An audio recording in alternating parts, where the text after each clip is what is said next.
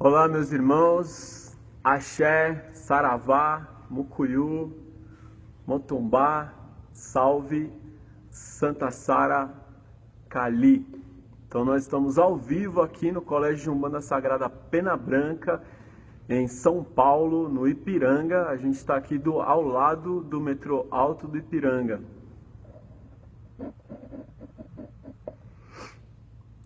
Nosso site é www.colegiopenabranca.com.br. E a ideia é falar um pouquinho agora sobre Santa Sara. Hoje é o dia de Santa Sara. Hoje é dia 24 de maio, é a data em que no mundo inteiro se comemora Santa Sara.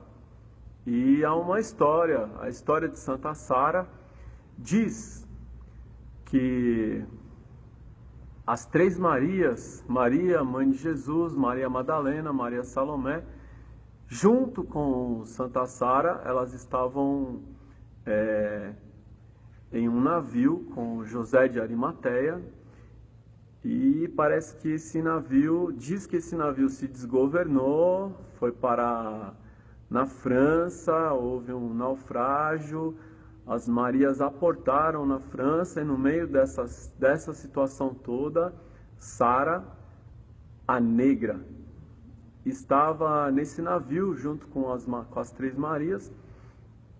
Então a lenda ou a história diz que Sara fez uma promessa, que se ela chegasse viva em terra, ela dedicaria toda a vida dela a Cristo, assim como fazem tantas outras mulheres na história, no histórico da igreja, que se tornaram santas e tudo.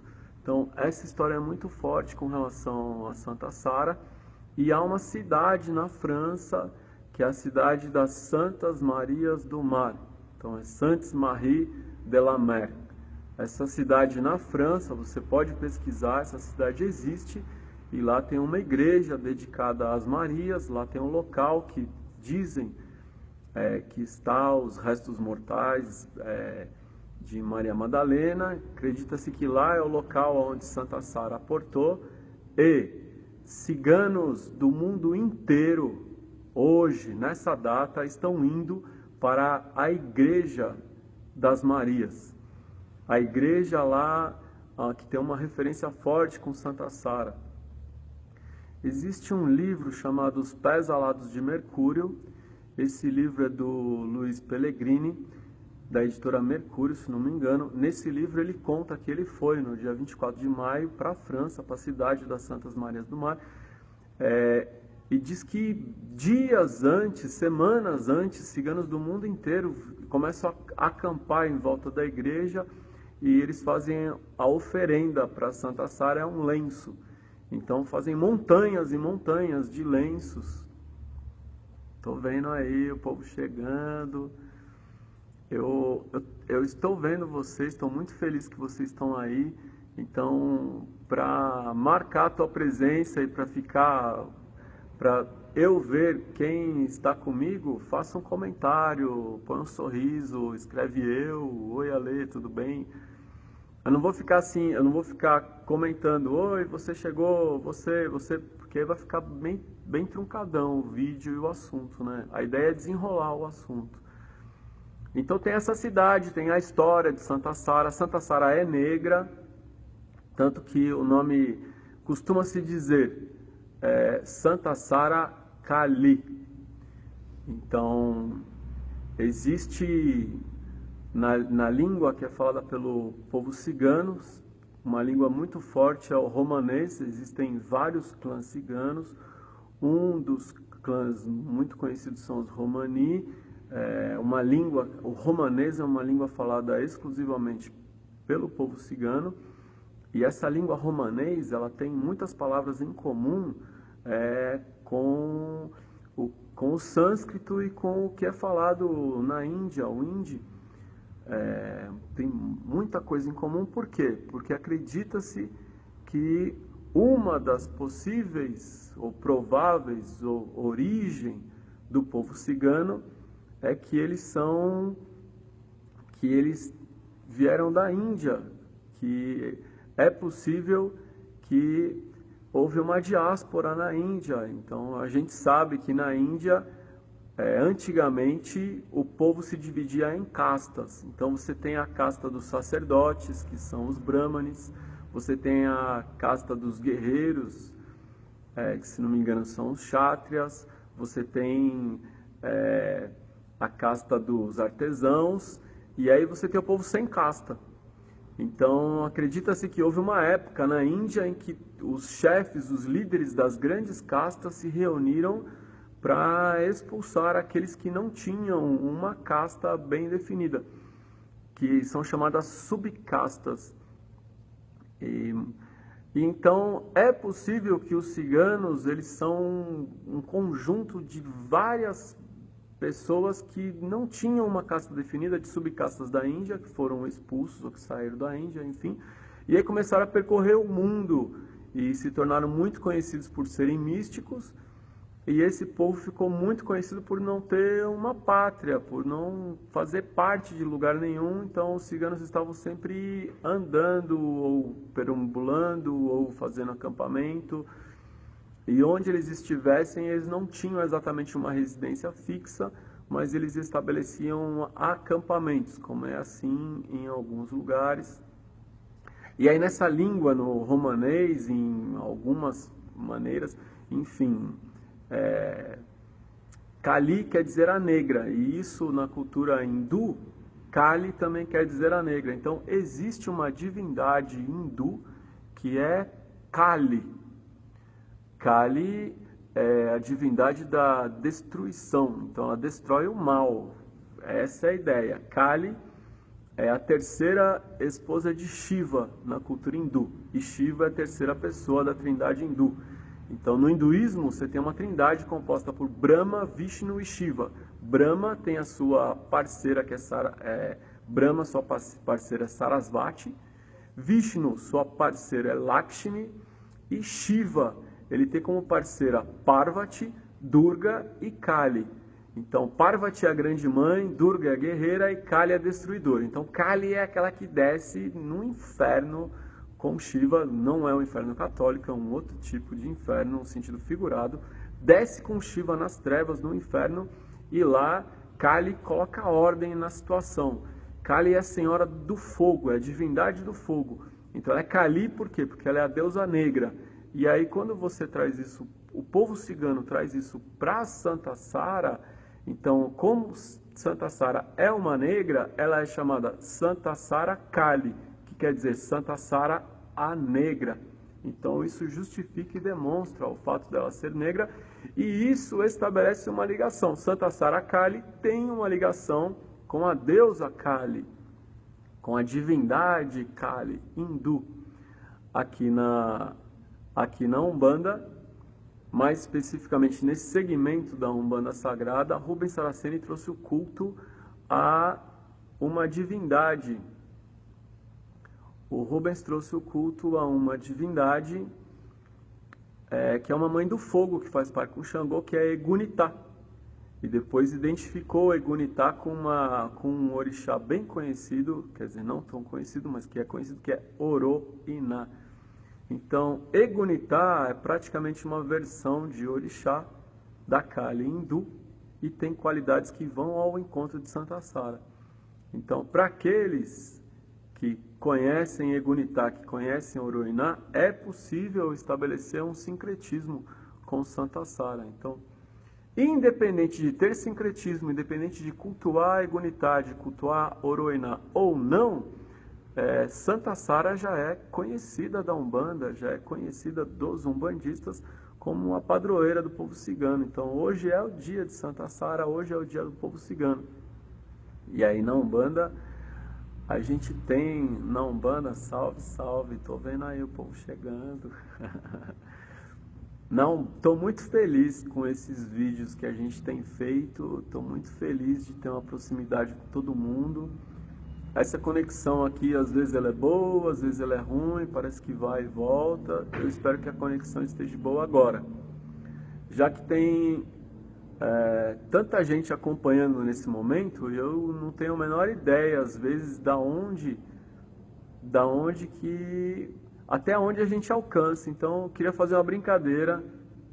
Convido vocês a escrever de onde você está me assistindo. Coloque aí a cidade, o estado e o país. Tem gente de fora do Brasil. Aqui a gente está no Colégio Pena Branca, no Ipiranga. E esses dias eu vi lá no Facebook que metade das pessoas que me acompanham, quase metade, são do Rio de Janeiro. Então, eu acredito que tem muita gente aí do Rio de Janeiro acompanhando nesse momento.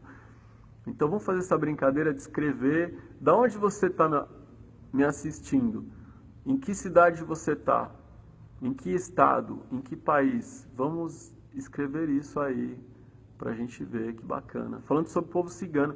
Então, na Umbanda, a linha cigana, ela é uma linha relativamente nova, né? Como agora está chegando aí, uma linha de malandro que não era conhecida, está chegando. Então, antigamente, nos terreiros mais antigos de Umbanda, realmente o que tinha era caboclo, preto velho, criança, Exu e pombagira.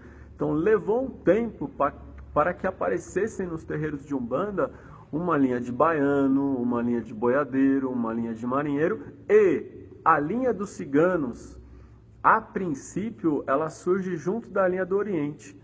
Então, você tem ali em 1941 um autor chamado Lourenço Braga, que publica o livro Umbanda e Quimbanda, de Lourenço Braga. Eu acredito que esse é o título. É o primeiro autor, Lourenço Braga, a colocar 7 linhas, com 7 legiões para cada linha, e é o primeiro autor a colocar linha do Oriente como uma das 7 linhas de Umbanda. E ali na linha do Oriente você vai ter o povo cigano dentro da linha do Oriente na década de 40 com Lourenço Braga. E aí lá para em torno da década de 70 que você vai ter uma linha de ciganos se firmando. Isso não é uma linha de Umbanda. 7 linhas de Umbanda são 7 qualidades de Deus, 7 vibrações de Deus. 7 linhas de Umbanda não são exatamente 7 orixás, porque existem muito mais do que 7 orixás. Então, as linhas de Umbanda são as vibrações de Deus. As linhas de trabalho são caboclo, preto velho, baiano, boiadeiro, marinheiro, Exu, pombagira, malandro e cigano.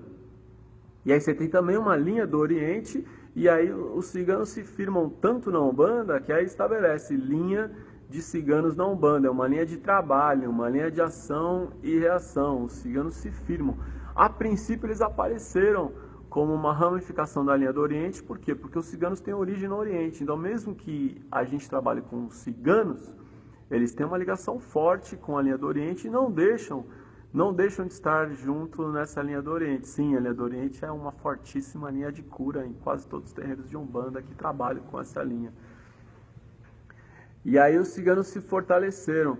A gente tem alguma literatura sobre o povo cigano que começa lá na década de 70. Tem uma irmã muito querida no Rio de Janeiro que começou a escrever sobre os ciganos na década de 70, quando ela frequentava a Tenda Espírita Mirim.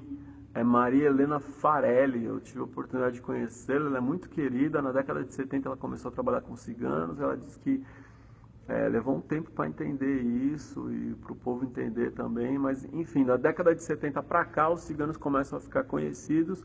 Eu acho que há uma popularização da linha dos trabalhos de cigano na década de 80. Hoje, como tem literatura psicografada, há alguns livros psicografados que falam do povo cigano. Eu mesmo li um excelente livro sobre o povo cigano psicografado, e agora me deu um branco desse livro, que eu li já há muitos anos atrás, A Cigana alguma coisa, que falava muito, muito bacana. Alguém se lembra aí? Vocês estão me acompanhando ao vivo? Quem se lembra aí de livros sobre ciganos? A nossa irmã Lourdes de Campos Vieira publicou pela editora Madras um bom livro sobre os ciganos, sobre a linha de ciganos. A Maria Helena Farelli publicou alguma coisa e tem acho que é Mirka, A Saga de uma Vingança. Era o livro da história de uma cigana. Eu li esse livro quando entrei na Umbanda. Era um livro excelente, muito lindo, bacana mesmo. Um livro esgotado. Se não me engano, era da editora Madras também. Esse livro esgotado, muito bom, bacana. E aí você tem ciganos que trabalham na direita e ciganos que trabalham na esquerda, porque é muito comum você falar da pombagira cigana ou da cigana de esquerda. O que acontece é que alguns terreiros não abriam um trabalho de cigano, então era comum os ciganos virem numa linha da esquerda porque não tinha um espaço aberto para eles trabalharem na direita. Aí aqueles médios que trazem o cigano muito forte, muito presente, era comum esse cigano se apresentar na esquerda. Independente disso, você tem uma pombagira cigana. Então, uma pombagira cigana é uma linha de pombagira. De qualquer maneira, o trabalho com os ciganos ele é também uma homenagem a esse povo. Porque assim como o preto velho, você pergunta, todo preto velho foi um negro ancião escravo no Brasil? Será que teve tanto negro que na condição de escravo alcançou a idade avançada de velho, de ancião, sem se revoltar, tendo fé nos orixás? Então hoje a gente tem aí milhares e milhares ou milhões de médios que trabalham com preto velho. Será que teve tanto preto velho? Tem tanto preto velho para tanta gente? Então é uma questão de linha de trabalho. Você tem um Pai Joaquim, você tem milhares de Pai Joaquins que são falangeiros do mistério Pai Joaquim. Cigano é a mesma coisa. Então nem todo cigano foi cigano, mas todo aquele que incorpora como cigano está ali para fazer uma homenagem. Então há um arquétipo cigano. O arquétipo cigano é o arquétipo da alegria, da descontração, da liberdade. É o arquétipo de quebrar preconceitos, porque era comum falar muito mal do cigano, né? Era muito comum as pessoas dizerem, cigano é ladrão de criancinha, cigano é aquele que vem para enganar você, que quer ler sua mão e quer pegar o seu dinheiro, etc. E não é nada disso.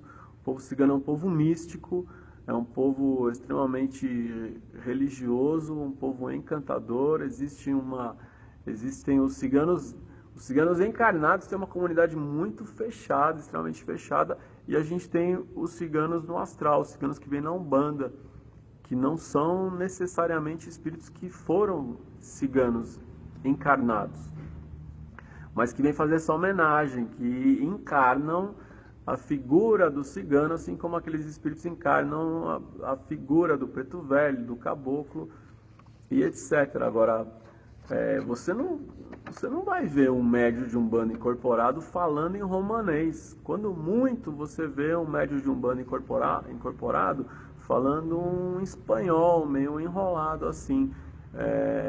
Falam em espanhol os calons, mas boa parte dos outros clãs falam em romanês.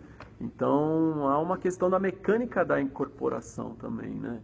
Na mecânica da incorporação, o médium que fala em uma outra língua, ele tem um outro dom, que é o da xenoglossia ou da poliglossalia. Então nem todo médium, quando incorporado, fala em outras línguas, que não estamos falando aqui de falar a língua dos anjos e tal, estamos falar outra língua mesmo, né?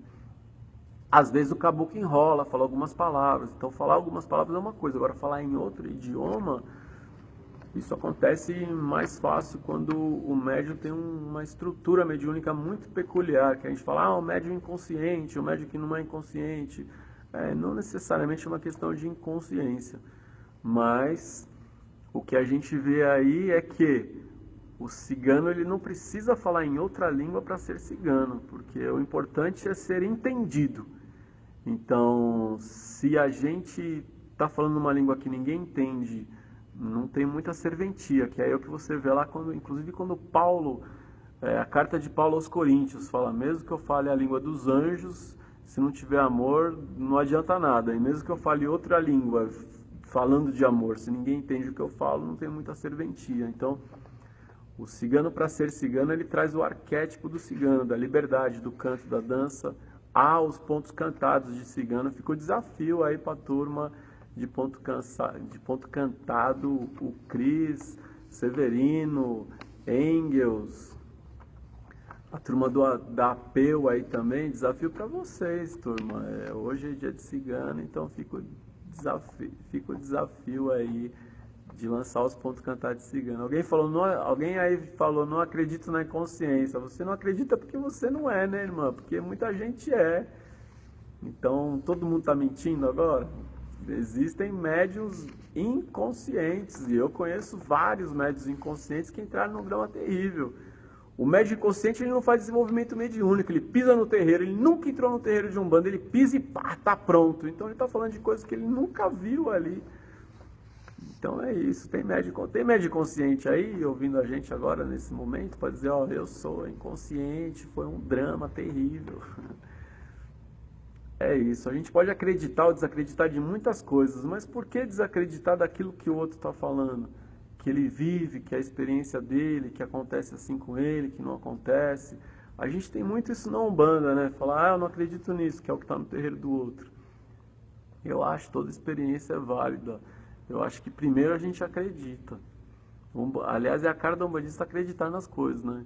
Então, os ciganos trabalham geralmente com vela branca e vermelha, ou com vela vermelha, ou com vela laranja. Em festa de cigano tem muito ponche, aquele vinho com frutas, aquele vinho doce, frutas cristalizadas, muita fruta. A grande marca do povo cigano é a alegria, as cores, etc. A gente teve muitas... no Brasil tem muito cigano e os ciganos eles trouxeram muita coisa. A canja de galinha é uma comida cigana, o uso de almofada, de cortina. No Rio Grande do Sul, andar a cavalo, fazer churrasco, aquelas roupas folgadas como a bombacha, é uma vestimenta que está muito relacionada ao povo cigano. Pensa nisso, de onde vem essa influência. O uso do tacho de cobre, o uso do caldeirão, tudo isso aí é do nosso povo cigano. Por que cigano usa dente de ouro? Por que cigano amarra moedas na roupa? Porque antigamente eles não podiam ter conta no banco, não podiam guardar dinheiro no banco. A herança de um cigano para os seus filhos eram os seus dentes, todinhos de ouro. Então, por que diz que cigano é ladrão de criancinha? Porque antigamente as mulheres engravidavam, fora de um casamento, se escondiam, tinha o filho, e aí na hora que a criança nascia, deixava no acampamento cigano. E aí aquele povo cigano todo moreno deixava uma criancinha branquinha lá e alguém dizia, ah, roubou a criança. Não, eles estão cuidando da criança de uma mãe que largou essa criança ali. Então tem muito mito, muita lenda. Tem umas perguntas aqui. Os ciganos fazem parte de que linha ou sublinha da Umbanda? Os ciganos são uma linha de ciganos da Umbanda e trabalham com todos os orixás. Mas se eu tiver que relacionar um orixá, eles estão ligados à linha, muito ligados à força de Egunitá, então a linha do fogo. E também, os ciganos trabalham muito com o fogo, trabalham muito na linha da fé, trabalham muito com a linha de Ogum, trabalham em todas as linhas. Assim como o Preto Velho trabalha em todas as linhas, Caboclo trabalha em todas as linhas.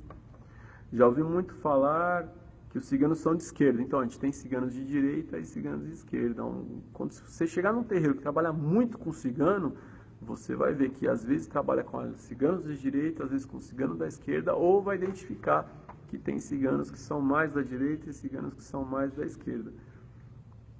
Diferença entre cigano, Exu e Pombagira. Exu e Pombagira são os nossos guardiões, e os ciganos são uma linha da direita, embora você tenha ciganos que trabalham na esquerda.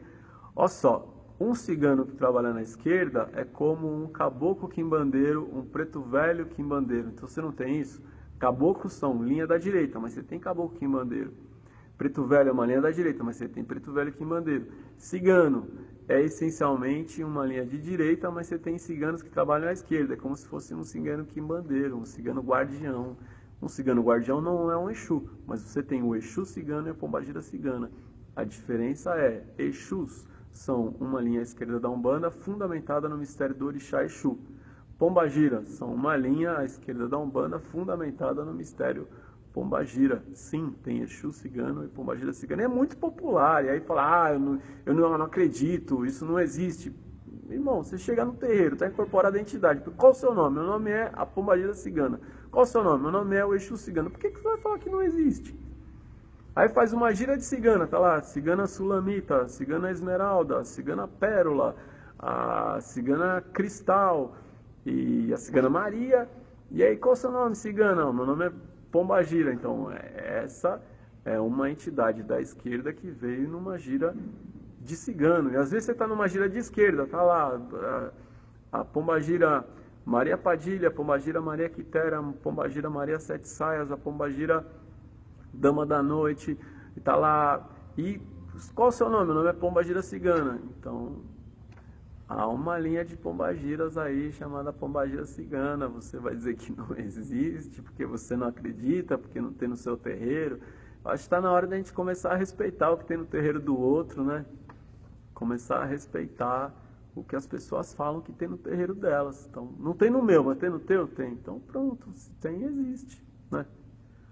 Eu acho que fica a reflexão aí, fica a dica. Vamos respeitar o que tem no terreiro do outro, mesmo que não tenha no meu.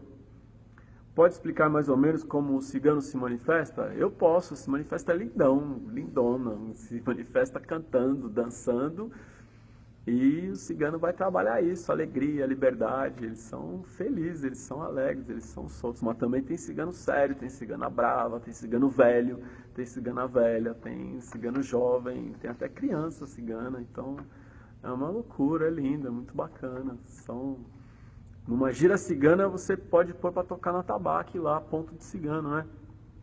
Quem disse que cigano não trabalha, errou, errou, errou, para prestar a caridade. Cigano não tem dia, não tem hora. Não tem dia, não tem hora, cigano vem a qualquer hora. Então, há pontos de cigano, mas também pode, em muita gira de cigano, principalmente gira fechada, você solta um Gypsy Kings lá e... Ó, vou te falar, hein, que o povo gosta. Então, eu sou Alexandre Comino, estamos aqui no Colégio de Umbanda Sagrada Pena Branca, eu ministro cursos virtuais no Umbanda EAD, www.umbandaead, vai começar agora, já estão abertas as inscrições para o curso Orixás na Umbanda, então entre lá no www.umbandaead, curso Orixás na Umbanda, e a gente já está se prepara, o curso mais importante de Umbanda para mim, é Teologia de Umbanda, que começa em janeiro, já vai se programando aí para fazer o curso de Teologia de Umbanda. O nosso colégio fica no Ipiranga, www.colégio de Umbanda Sagrada Pena Branca, e fica aí um abraço para o nosso parceiro Umbanda Eu Curto, estamos juntos aí sempre com Umbanda Eu Curto e tantos outros parceiros. Quem é parceiro, coloca o nome aí, coloca o seu nome aí, endereço do seu terreiro, do site, etc. Deu 27 minutos, a gente já está estourando, fechando. Muito, muito obrigado. Terça-feira que vem eu volto. Toda terça-feira eu vou estar aí falando algum assunto do nosso coração, da Umbanda. Axé, axé, axé. Salve Santa Sara, salve o povo cigano. Optcha.